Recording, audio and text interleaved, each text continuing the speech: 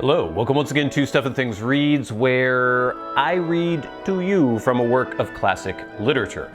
Today we start a new series. We are going to be reading The Boscombe Valley Mystery, a Sherlock Holmes short story by Sir Arthur Conan Doyle. Let's begin.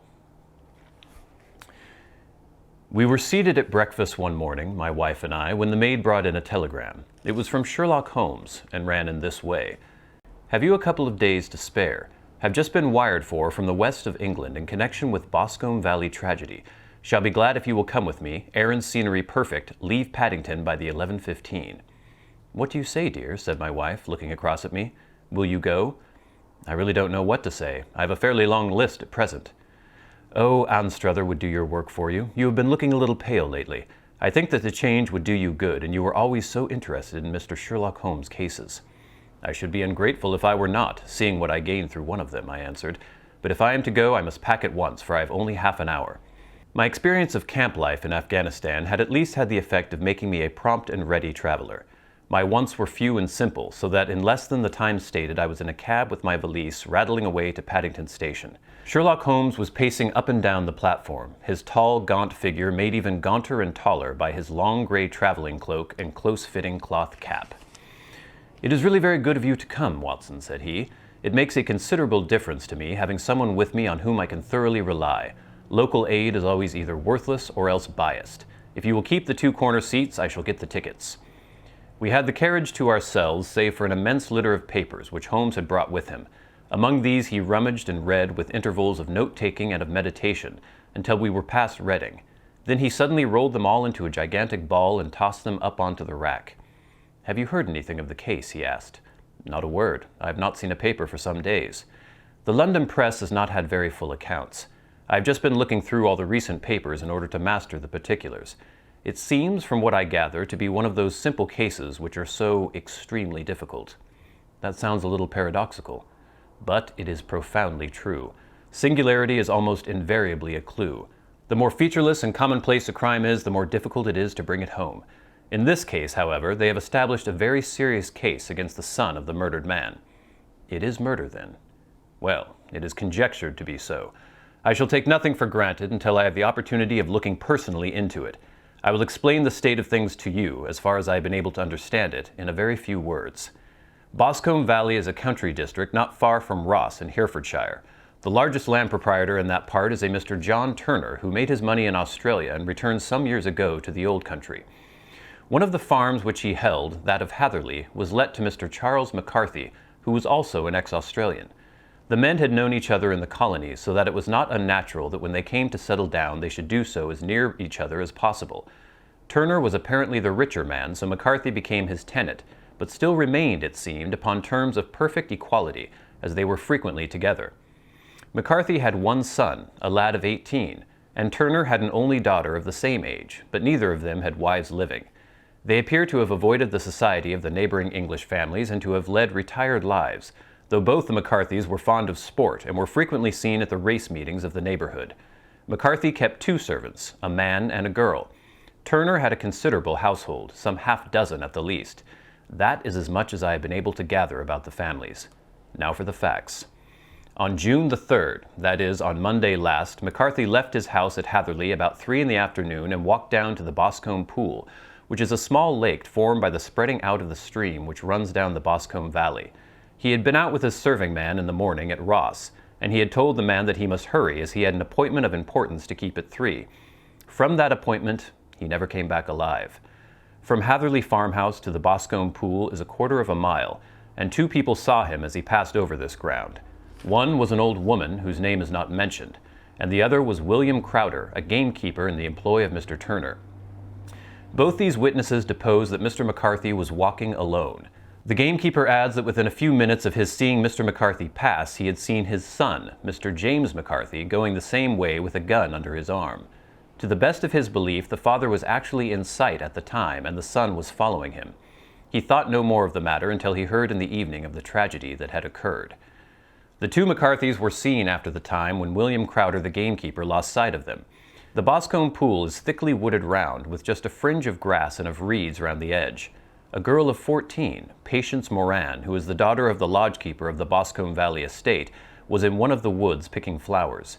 She states that while she was there, she saw at the border of the wood and close by the lake Mr. McCarthy and his son, and that they appeared to be having a violent quarrel. She heard Mr. McCarthy the elder using very strong language to his son, and she saw the latter raise up his hand as if to strike his father. She was so frightened by their violence that she ran away and told her mother when she reached home that she had left the two McCarthys quarreling near Boscombe Pool, and that she was afraid that they were going to fight. She had hardly said the words when young Mr. McCarthy came running up to the lodge to say that he had found his father dead in the wood, and to ask for the help of the lodgekeeper. He was much excited, without either his gun or his hat, and his right hand and sleeve were observed to be stained with fresh blood. On following him, they found the dead body stretched out upon the grass beside the pool. The head had been beaten in by repeated blows of some heavy and blunt weapon. The injuries were such as might very well have been inflicted by the butt end of his son's gun, which was found lying in the grass within a few paces of the body.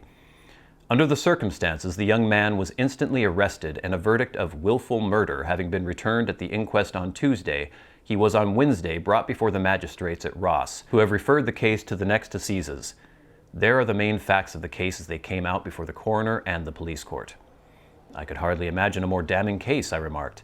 If ever circumstantial evidence pointed to a criminal, it does so here. Circumstantial evidence is a very tricky thing, answered Holmes thoughtfully. It may seem to point very straight to one thing, but if you shift your own point of view a little, you may find it pointing in an equally uncompromising manner to something entirely different. It must be confessed, however, that the case looks exceedingly grave against the young man, and it is very possible that he is indeed the culprit. There are several people in the neighborhood, however, and among them Miss Turner, the daughter of the neighboring landowner, who believe in his innocence, and who have retained Lestrade, whom you may recollect in connection with the study in Scarlet, to work out the case in his interest. Lestrade, being rather puzzled, has referred the case to me, and hence it is that two middle-aged gentlemen are flying westward at 50 miles an hour instead of quietly digesting their breakfasts at home. And now it's time for a short break. And we're back, and we will continue with the Boscombe Valley mystery. I am afraid, said I, that the facts are so obvious that you will find little credit to be gained out of this case. There is nothing more deceptive than an obvious fact, he answered, laughing. Besides, we may chance to hit upon some other obvious facts which may have been by no means obvious to Mr. Lestrade. You know me too well to think that I am boasting when I say that I shall either confirm or destroy his theory by means which he is quite incapable of employing or even of understanding. To take the first example to hand, I very clearly perceive that in your bedroom the window is upon the right-hand side, and yet I question whether Mr. Lestrade would have noted even so self-evident a thing as that. How on earth? My dear fellow, I know you well. I know the military neatness which characterizes you. You shave every morning, and in this season you shave by the sunlight. But since your shaving is less and less complete as we get further back on the left side until it becomes positively slovenly as we get round the angle of the jaw, it is surely very clear that that side is less illuminated than the other. I could not imagine a man of your habits looking at himself in an equal light and being satisfied with such a result. I only quote this as a trivial example of observation and inference. Therein lies my métier, and it is just possible that it may be of some service in the investigation which lies before us. There are one or two minor points which were brought out in the inquest and which are worth considering. What are they? It appears that his arrest did not take place at once, but after the return to Hatherley Farm. On the inspector of constabulary informing him that he was a prisoner, he remarked that he was not surprised to hear it, and that it was no more than his deserts. This observation of his had the natural effect of removing any traces of doubt which might have remained in the minds of the coroner's jury. It was a confession, I ejaculated. No, for it was followed by a protestation of innocence. Coming on the top of such a damning series of events, it was at least a most suspicious remark. On the contrary, said Holmes, it is the brightest rift which I can at present see in the clouds. However innocent he might be, he could not be such an absolute imbecile as to not see that the circumstances were very black against him. Had he appeared surprised at his own arrest or feigned indignation at it, I should have looked upon it as highly suspicious, because such surprise or anger would not be natural under the circumstances, and yet might appear to be the best policy to a scheming man. His frank acceptance of the situation marks him as either an innocent man or else a man of considerable self-restraint and firmness.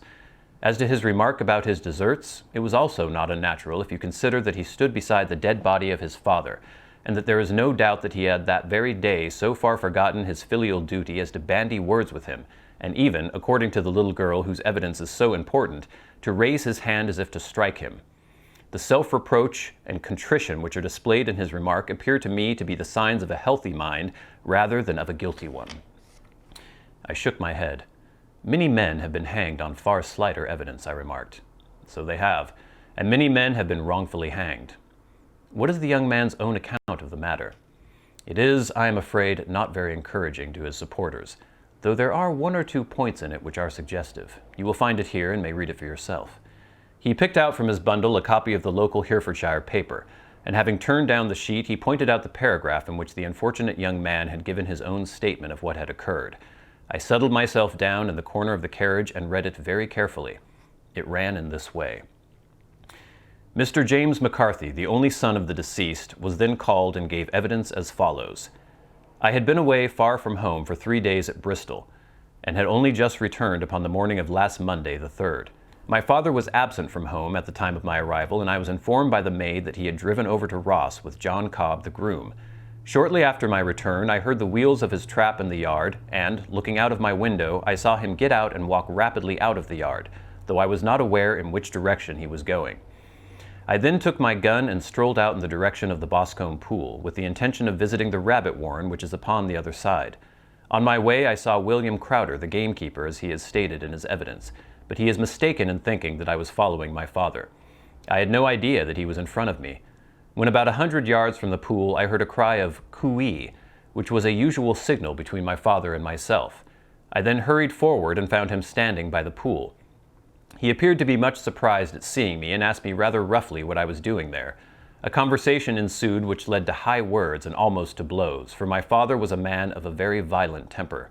Seeing that his passion was becoming ungovernable, I left him and returned towards Hatherley Farm. I had not gone more than 150 yards, however, when I heard a hideous outcry behind me, which caused me to run back again. I found my father expiring upon the ground with his head terribly injured. I dropped my gun and held him in my arms, but he almost instantly expired. I knelt beside him for some minutes, and then made my way to Mr. Turner's lodgekeeper, his house being the nearest, to ask for assistance. I saw no one near my father when I returned, and I have no idea how he came by his injuries. He was not a popular man, being somewhat cold and forbidding in his manners, but he had, as far as I know, no active enemies. I know nothing further of the matter. The coroner. Did your father make any statement to you before he died? Witness. He mumbled a few words, but I could only catch some allusion to a rat. The coroner. What did you understand by that? Witness. It conveyed no meaning to me. I thought that he was delirious. The coroner. What was the point upon which you and your father had this final quarrel? Witness. I should prefer not to answer. The coroner. I am afraid that I must press it. Witness. It is really impossible for me to tell you. I can assure you that it has nothing to do with the sad tragedy which followed. The coroner. That is for the court to decide. I need not point out to you that your refusal to answer will prejudice your case very considerably in any future proceedings which may arise. Witness. I must still refuse. The coroner. I understand that the cry of "coo-ee" was a common signal between you and your father. Witness. It was. Coroner. How was it then that he uttered it before he saw you, and before he even knew that you had returned from Bristol? Witness. With considerable confusion.